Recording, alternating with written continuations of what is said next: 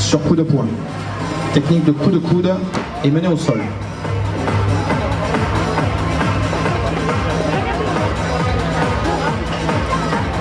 Contre, technique de griffe, coup de pied sauté.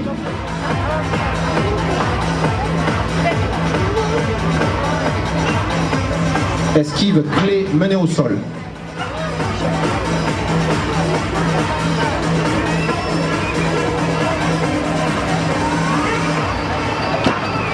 Technique de fauchage.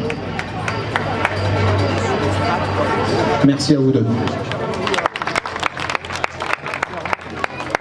Vous avez vu des QN, autre QN, le QN du tigre.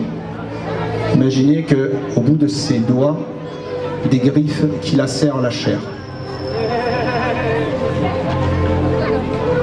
Le réveil du vieux tigre, chaque technique a une symbolique particulière.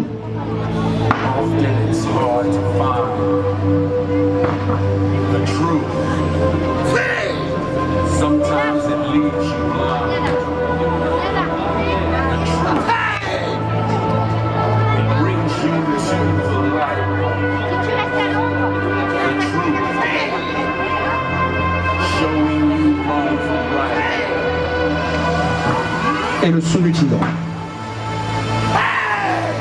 Merci Anthony. La deuxième arme symbolique du Vietnam, après la chaîne, qui représente le yin, l'hallebarde, qui représente le yang, le ham et le zung en vietnamien, le positif et le négatif. Travail de rapidité, de vélocité, mais surtout de précision. Car l'hallebarde coupe, mais elle pique aussi. Arme d'autant plus difficile à travailler que Quentin est uniquement ceinture marron et souvent c'est une arme qui est appréhendée pas avant la ceinture noire. Car il y a des mouvements très dangereux comme celui-ci.